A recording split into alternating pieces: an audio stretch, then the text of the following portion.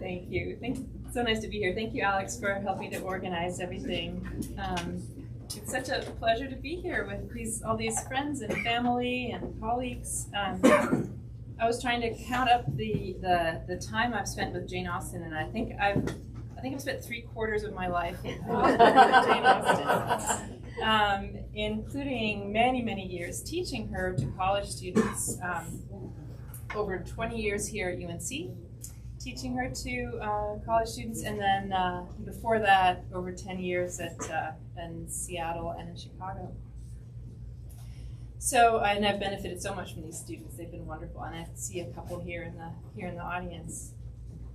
And in 2012, some of you will know, a colleague and I started the annual Jane Austen Summer Program, a 4-day event annually here in Town and Gown. Can you raise your hand if you've ever been to? Oh, wow. Okay. that's a pretty good number. And this vibrant and knowledgeable and intergenerational group, generous and diverse community has been such a joy. And particularly for me personally, also because my children have been a part of it. Where are my children? There they are. Okay. 3 of them here.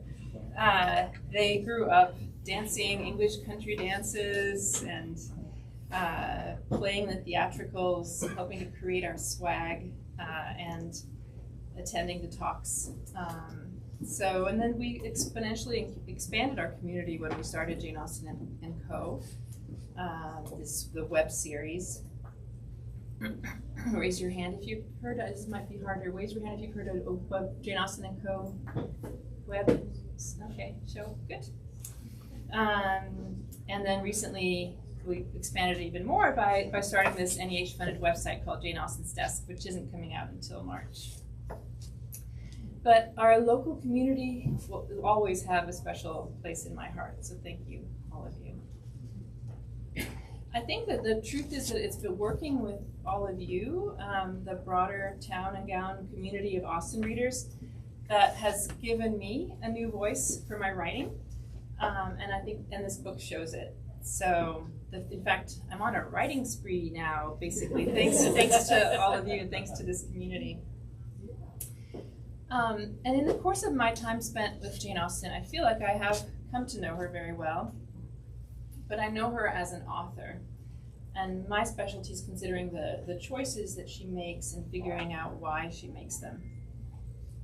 I never wanted to write a biography of Jane Austen. That just never appealed to me. But in a way, that's what I did. I set out to write a book about the endings of Austen's novels, but I ended up writing a biography of Austen as a novelist through the endings of her novels. The endings are kind of primary characters in her story. So why this topic? People tend to think of Jane Austen as this quintessential author of romantic happy endings. Her endings do provide love and appreciation and marriage for all her heroines. Her happy couples model exemplary love and mutual respect. They tend to restore hope to readers in a cynical world that domestic happiness can be attainable without sacrificing personal standards. It's hard to exaggerate Austen's pervasive effect on storytelling and expectations of romance on both sides of the North Atlantic. I would say that the ghosts of Elizabeth and Darcy haunt contemporary courtship and dating as providing an alternative model to the star-crossed fate of Juliet and Romeo. Contemporary readers and moviegoers who are familiar with Austen can feel her presence not only in every rom-com that ends in marriage, but also in those where marriage is explicitly rejected, whether it's 4 Weddings and a Funeral, or Frozen, or Fire Island. Austen's name has become synonymous with the marriage plot. Or so people say. Austen's endings, however, aren't quite so simple, nor as simply happy as they might first appear, especially through the lens of her adaptations, if you know her primarily through movies or continuations. And while her endings may superficially resemble the happy endings of fairy tales, Austen weaves a resistance into marriage, into the fabric of her novels that seldom appears in film adaptations. Headstrong, idealistic, obstinate heroines like Elizabeth have a complex relationship to the choice of a husband. I argue that Austen embeds an anti-romantic strain in her novels, one that tends to get louder and more strident toward the conclusion of each novel, distracting readers from the build-up to the self-indulgent harmonies of a romantic conclusion. So when you analyze them, her endings consistently undermine the inevitability of the marriage plot's happy ending. She actively encourages us to uncouple happiness and marriage. She subtly encourages her reader to focus on forms of happiness that are more within our control, such as learning to be a better person or reconciling with friends and family. And in most of her novels, she works to give readers, and this is a quote from Persuasion that I just love, resources for solitude. It's a lovely phrase. Resources for solitude in the likely case that they do not find the right partner at the right time. Even in the case of her happiest endings, Austen places reminders into her novels at the cost of romantic happiness, whether to realism, effort, self-knowledge, or good fortune. So with all these caveats, how romantic are her trademark happy endings? I guess you're going to have to read the book to find out. So on a biographical note, autobiographical note, as a teen reader of Austen, I relished, like a lot of you I'm sure, relished the flush of pleasure at the union of these star-crossed lovers at the end of her novels. Yet I was also annoyed and puzzled by the way Austen distances herself from her happy endings, laughs her readers out of romance, and speeds us through the final longed-for events in a blur of narration. I remember my brother introduced me to Jane Austen. He was 8.5 years older than me. And he was in college, and he brought home the books and said, "I think you're going to like this." So I read through all of them, and I remember reading Mansfield Park and getting to the end of it and storming into his room and saying, "What happened? Did she die? How could she leave it like this?" I couldn't understand why he would build and build minutiae of detail and then zip through the ending. So I guess it was a puzzle I've been trying to solve since then. Sometimes, like in Northanger Abbey, she uses metafictional flourishes, breaking the fourth wall, where she doffs her narratorial robes and shows herself, fingers still wet with ink, as the author behind the fiction. And while the narrator's revelation that we are, quote, hastening together toward perfect felicity, as she says in Northanger Abbey, it's delightful and humorous, but it also takes the wind out of our collective narrative sails. I wanted, as I think most readers do, to suspend disbelief and immerse myself in the glorious resolutions rather than be reminded that I was reading falsehoods, the product of someone's imagination, that I was subject to the whims of its author. I think of this as another way to explain it is if you think of yourself as being in a theater watching a play, say it's Phantom of the Opera or something, you're watching a performance, and if the lights go on too soon while you're still immersed in the performance, lights go on, and suddenly all the strings and trapdoors and mechanisms are revealed. It would be frustrating, right? It snaps you out of this suspension of disbelief that you so desperately would like to continue with. So the features of Austen's endings that bothered me as a teenager are only a few of the anti-romantic arrows in her quiver. Many others escaped my observation at the time. So there hasn't been, there hasn't been a full-length study of her endings before this. And there have been a lot of dismissive comments about them. Some readers think that her reluctant endings are not chosen at all, but rather even a character flaw. Novelist Anna Quindlen, for example, says that Austen is, quote, temperamentally unsuited to happily ever afters. And there are others who say it's because she was a spinster, that she couldn't imagine them or didn't want to give them to others. But regardless of her motivation, these techniques all contribute to this kind of letdown that I as a young reader felt, and maybe some of you have felt. And many other readers have said they experience reading Austen novels, particularly if they're reading them primarily for the romantic plot line and its resolution in marriage. Generally speaking, if you think about it, the less she punctures the romance of her happy endings, the more popular her novels are. Her anti-romantic darts are much harder to spot in Pride and Prejudice than they are in Sense and Sensibility. They're perhaps most pronounced in her least loved novel, Mansfield Park. Her contemporary popularity might be selective. Do we love Austen for her happy endings? Or do we love the Austen where we can most easily ignore her limitations on the happy endings? The mystery persists as to how Austen can enjoy the reputation of seminal romance novelist in the face of her elaborate anti-romantic maneuvers, and this book hopes to explain that dynamic. So let me give you a sense of the kind of rhetorical tricks Austen plays in her endings, the characteristics that have caused this Austen book letdown and have irritated and disappointed some readers. Much of it comes down to expectation. Austen spends her novels building to romantic climaxes that she suddenly undercuts in the last chapters. For one thing, the speed and pacing of her novels increase notably near the ends. They feel rushed, these endings, especially in Northanger Abbey, Sense and Sensibility, Mansfield Park, and Emma. And this again begs the question, if marriage is so central to Austen as novelist, why does she speed through these resolutions? The pace of her endings isn't the only issue, though. There are other factors that garner frustration. Near the end of 5 of her 6 major novels, Austen's narrator remains explicitly and stubbornly silent on the details of the happy unions. The narrator preemptively tells the reader what won't be told.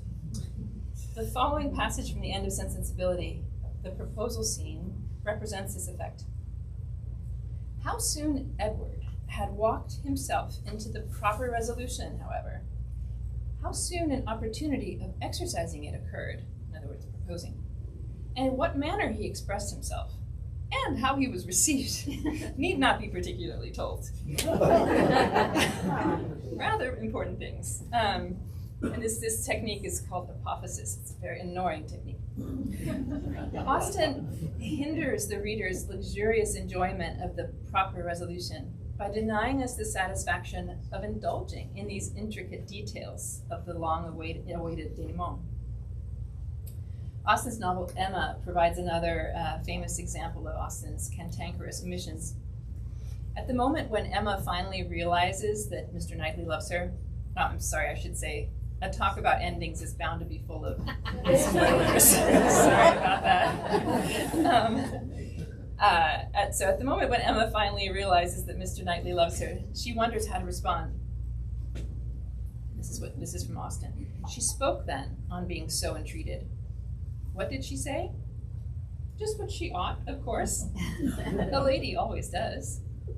She said enough to show there need not be despair, and to invite him to say more himself.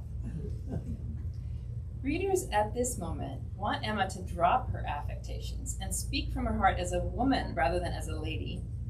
Yet Austen refuses to allow her to do this. She hides Emma's words at this crucial moment. And Emma has never been at a loss for words. So this omission strikes the reader even more forcefully at such a critical juncture.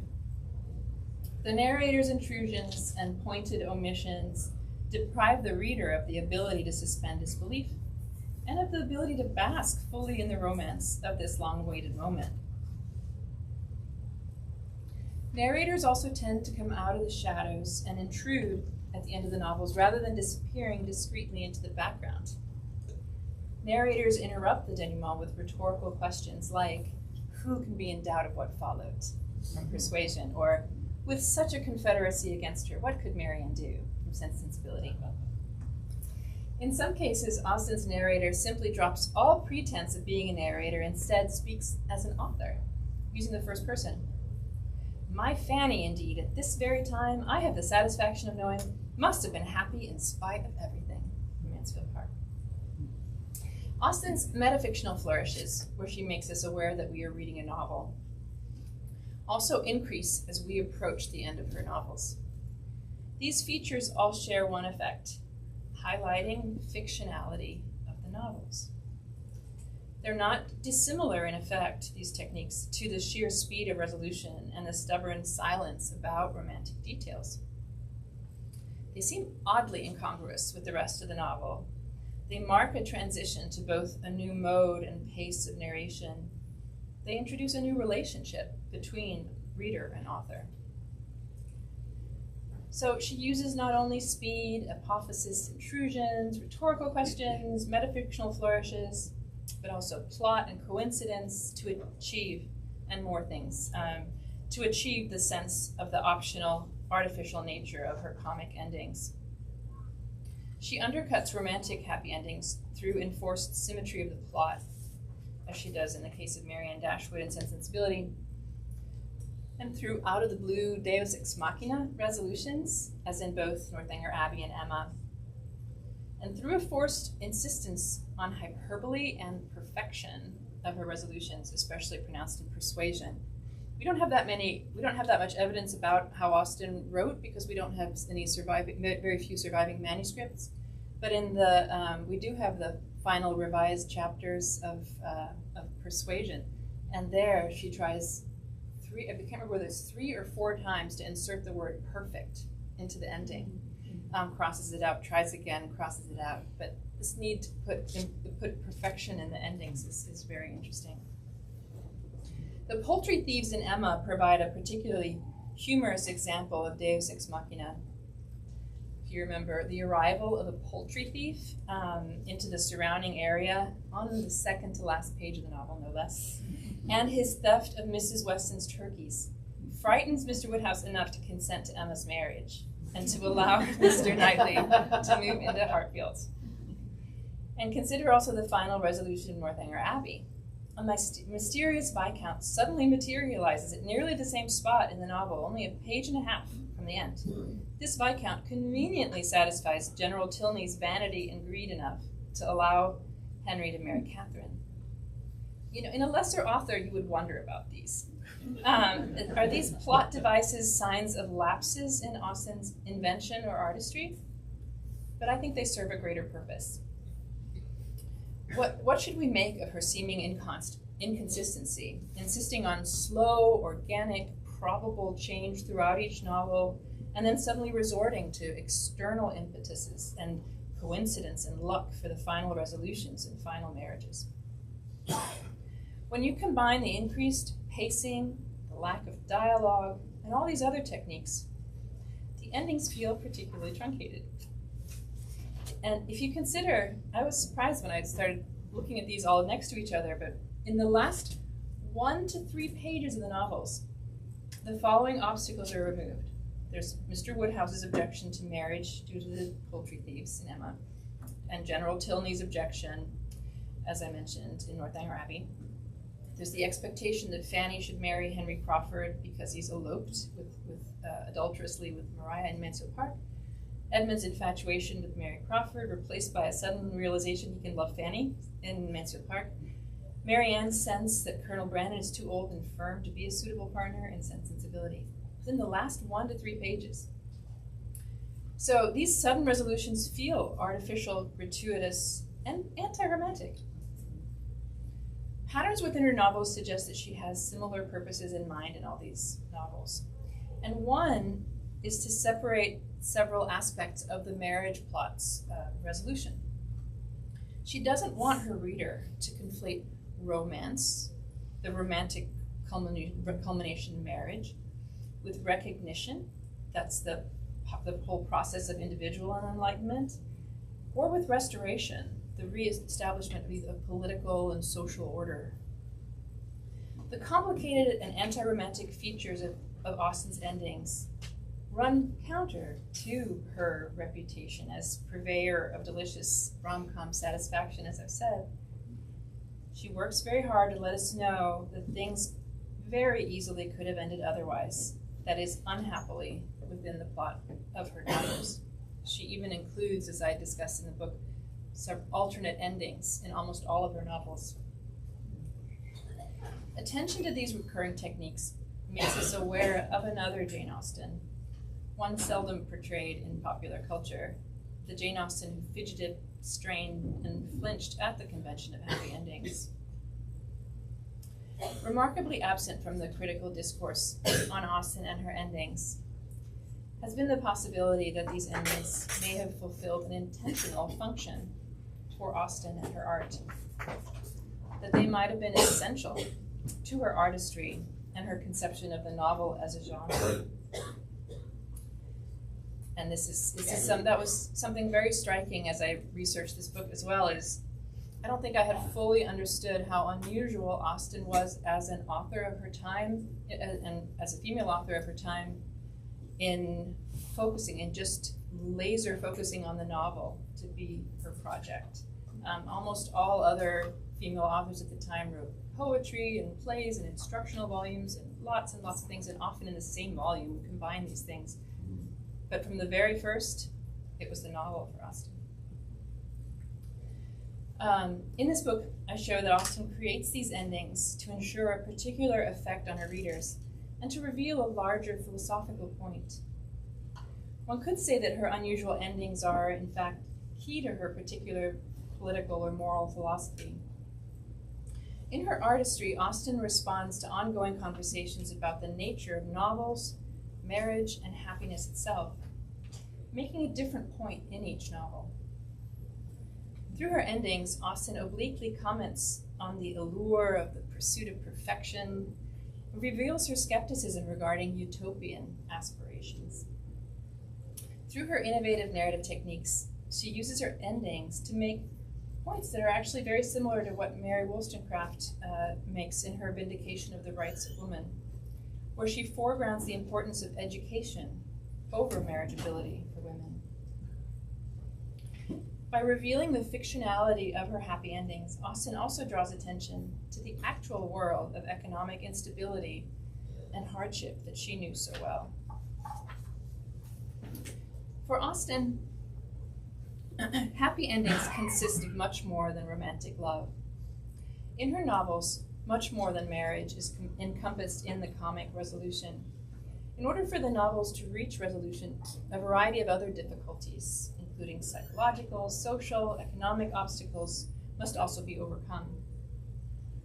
Some heroines face more traditional obstacles such as separation of class or wealth from their loved one. Others need to learn to admit their own faults, distance themselves from their family, improve their assumptions about the world, or learn humility. Still others desperately need family members to respect or understand them. But equating marriage and happiness obscures the moral and individual growth that one can achieve without a marriage. We'll see that for Austen, such individual growth was paramount, and in fact, the only thing in the heroine's control. Sophie Gilbert sums up the predicament nicely. She says, "All who love Austen must come to terms with the essential paradox of her writing. No one did more to challenge the conventions and strictures of marriage for women in the 19th century, while simultaneously enshrining it as the ultimate happy ending for her characters." Unlike so many other novelists writing comedies of marriage, Austen builds into each of her novels the presumption that marriage is not the only way to achieve happiness. Hollywood is often accused of its relentless need for happy endings, but when it comes to Austen, this phenomenon is both more uniform and more intense. Austen's novels are defined in public opinion by the happy conclusion of the marriage plot. And you can see that if you, social media, for example, surrounding the times when those happy endings have been withheld, the outrage that is generated. In pursuit of this happy ending, films create vastly expanded versions of the endings that Austen writes. Sentimental and explicit film dialogue stands in for her more understated words. Exaggerated romantic declarations, the "I love you, I love you, I love you" kind of these very explicit, repeated romantic declarations take the place of Austen's tantalizingly omitted ones. And copious attention to details of hair and dress make up for the paucity of detail in her descriptions. And overall, romantic love in these adaptations eclipses all political, social, and ethical considerations that are so important to Austen. There are two Jane Austens, one who glorifies domestic order and one who struggles against it.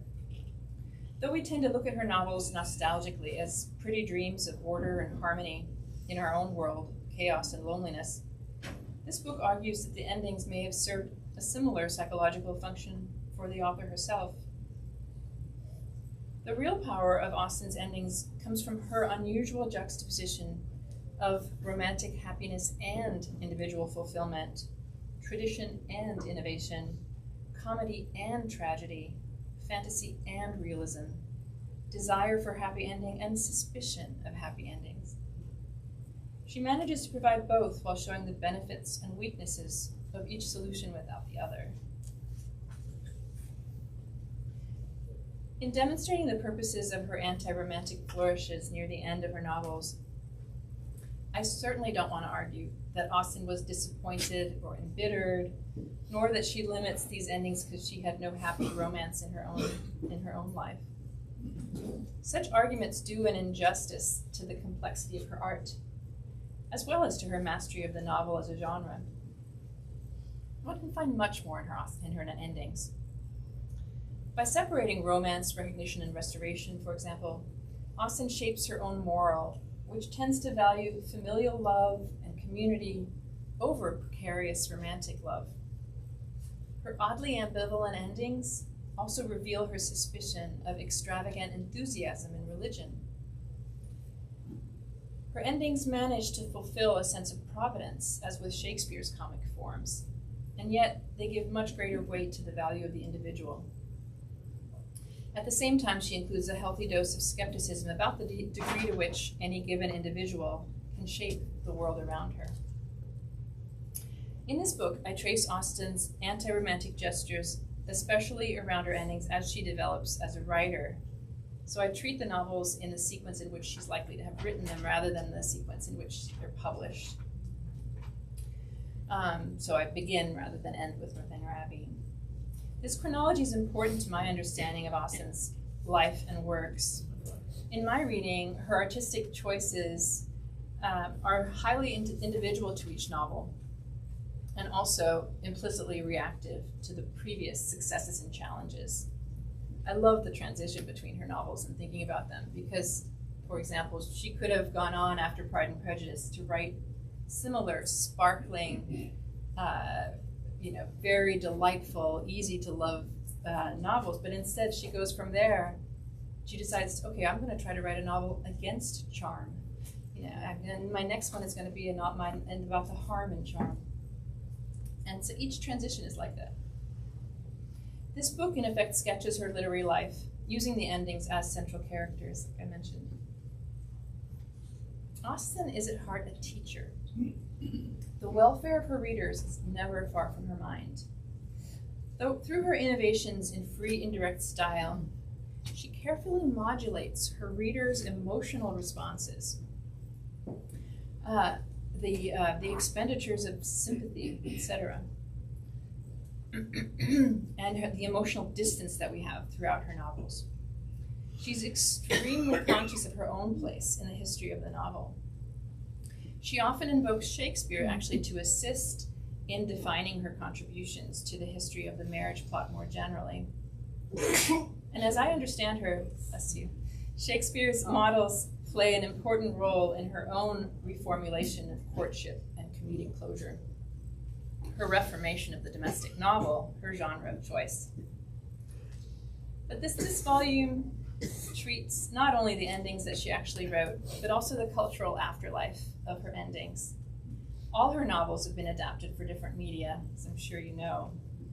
They've spawned prequels, sequels, spin-offs, retellings, with everything from zombies and vampires, sea monsters, dragons, lots of dragons.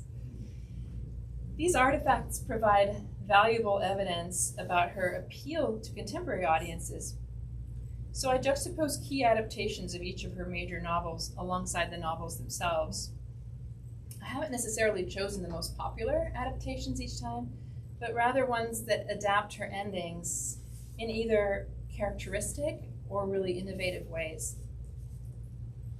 I hope to shed a light on the myriad ways that her image as the author of happy endings has shaped her cultural capital. By considering the tendency among modern authors and screenwriters to limit Austen's purposes to this narrow goal of marriage and an even narrower understanding of the happy ending, I hope to invite reflection on what we consumers expect from films and from novels more generally. One thing I've learned from this project is that we may differ surprisingly little from the audiences that Austen addressed over 200 years ago. Thank you.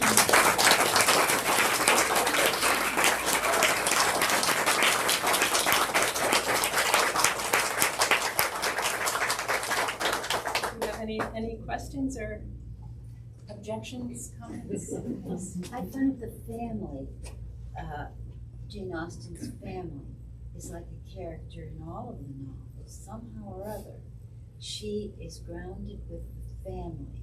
Yes. And it gives her a perspective that we all can enjoy.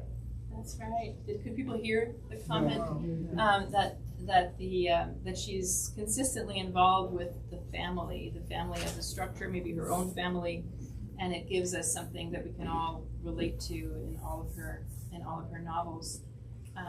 Definitely. I mean, that is. So Virginia Woolf once said that of all great authors, Jane Austen is the hardest to catch in her moments of greatness. And I think that that's one of the ways, is because she manages to treat big universal issues through these small domestic scenes, right, of family that we all recognize. So the movement of a chair from one place to another, or the rearrangement of people as they're walking down a path, little things that to her write a much bigger story. And she endears so many weird people to us. she said, and she endears so many weird people to us. Yes. Yeah. Well, we have to look at ourselves. What were you saying, Mr. Collins, as an example? Yeah. I mean, he's almost a pet by the end of the story. He's certainly a pet to Mr. Bennet, isn't he? Yes. Thank you. Any other comments, questions? Yes, Susan. I wondered why you spoke of Anna Quinlan's remark with, it sounds like you disagreed with her, but it sounded to me like her remark was one you would agree with, about her being temperamentally unsuited for him. Oh, well, what I disagree with is that it's a matter of temperament. Oh. So there are so many critics that have said that have just either psychoanalyzed her and said that the endings are symptomatic of a defect or something that's unconscious rather than being conscious artistry. So that's what I'm really arguing against, because I think that just minimizes her too much. I do think Anna Quinlan, she was basically sympathetic to Austen, but that was my point. Yeah. Anybody else? Yes. This is specifically about Jane Austen's endings, and I have not read this book yet, so I don't know if you addressed this or not, but is it not possible, and I say this as a rabid Janeite, yeah, that she was writing, the public perception may be that she's a romance novelist, but that's not who she was. Right. And I think if we think about enjoying the I love you stuff, that was not of interest to her, or she thought her readers, in the sense that does not play well on the page. Do you know what I mean? It's not a literary. Well, I mean, you think about some of her predecessors, like Fanny Burney. To some extent, there's a lot more explicit romantic dialogue. Samuel Richardson, you have whole novels full of love letters, basically, and impassioned. So it's not. I think she wanted to distance herself from that that kind of writing, and she had. I've always respected her, but in doing this research, I've grown so much in my respect for her choices, her artistic choices, and I think she's got a different mission in each novel, and in each one she resists it for different reasons. But you're right. I mean, the idea of her as a romance. I mean, that the category meant something else. Romance meant like fantasy at the time, and she certainly was clearly differentiating herself or distancing herself from that genre. But if you read the early reviews of her novels, for example, of Pride and Prejudice, people don't talk much about the romance. They talk about her ability to characterize. They talk about, especially about dialogue and brevity and just the amount of material she can convey in such few words. Even when she was imported to Japan, that's what they have Soseki honed in on.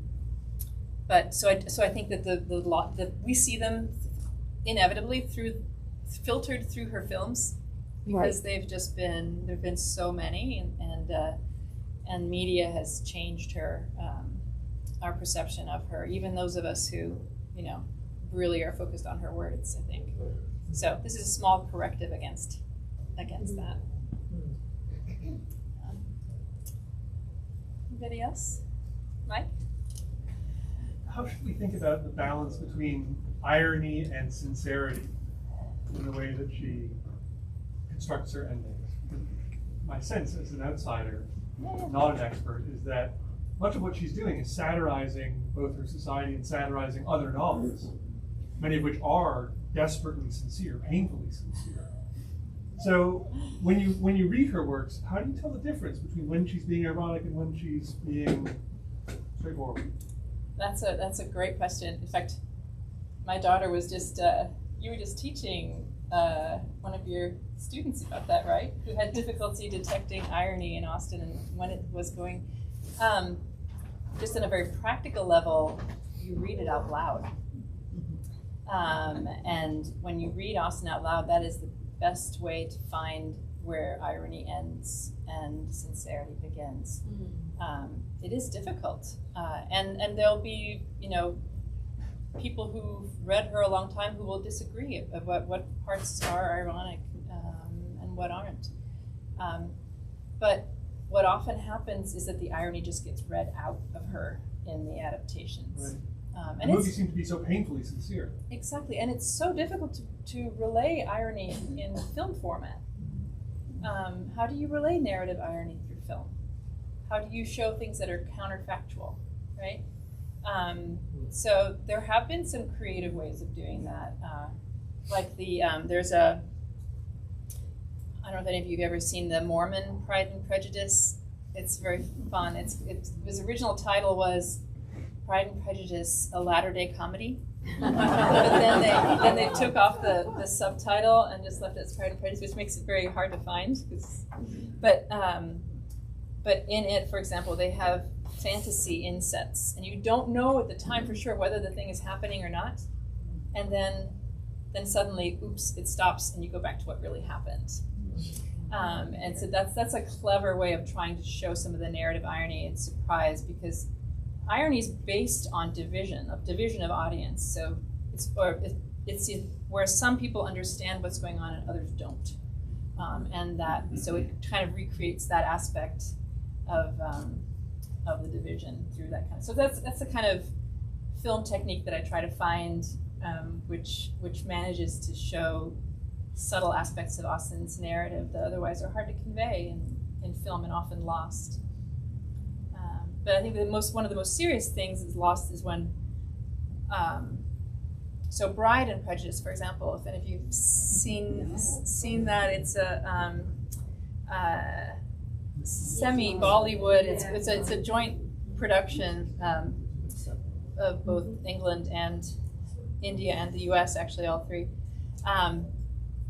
but it takes all of the tension between all of the like moral evaluations become like of oneself, of others, like making errors, and all of the moral territory becomes narrowed down to the issue of what respect you have for India as a country. And so so the more respect you have for the local Indian culture, the better the person. So that's like, I mean, I think it's a really interesting and good movie. I like it. What's But it called? Bride and Prejudice. Right. And it's got a couple of great dance song things.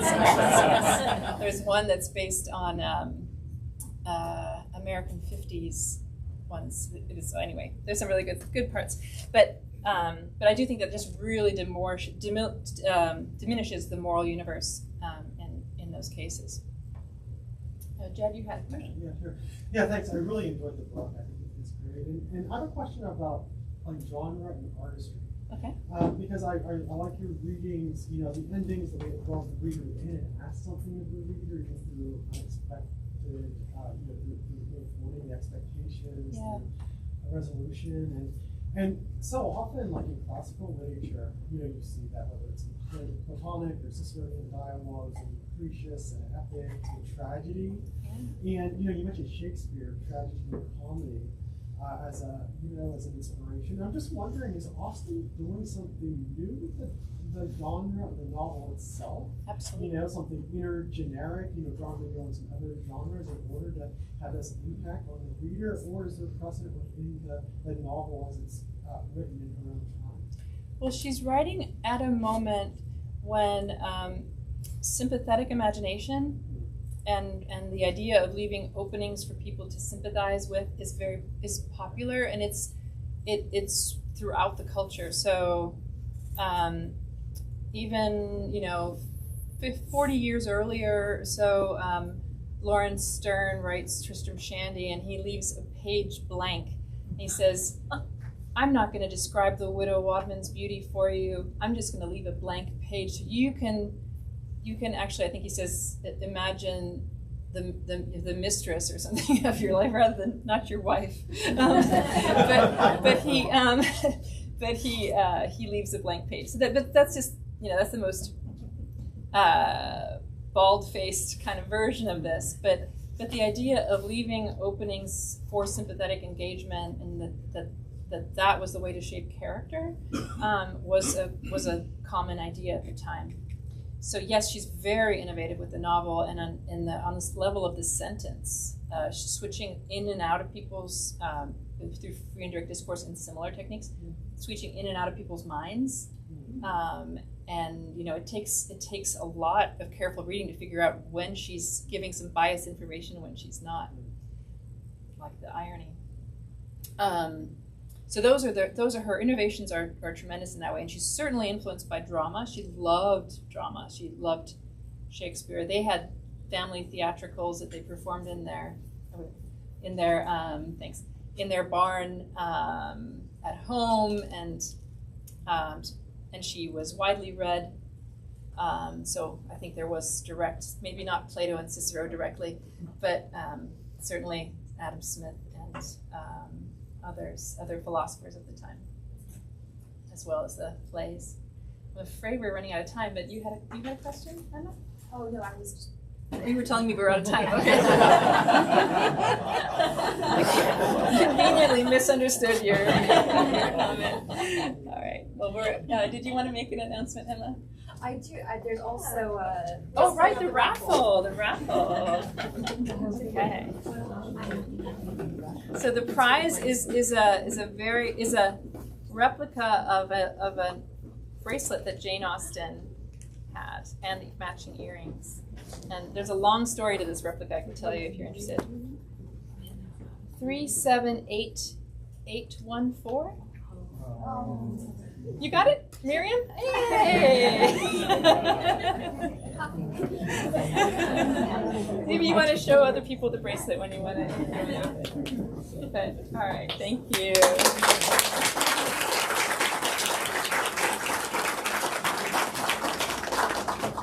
she's in This is so exciting. Let's have one more round of applause.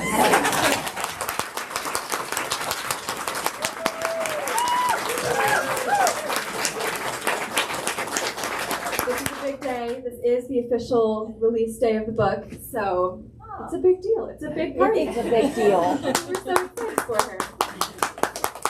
For those of you who have more questions or who want to keep celebrating with us, there's going to be an after party.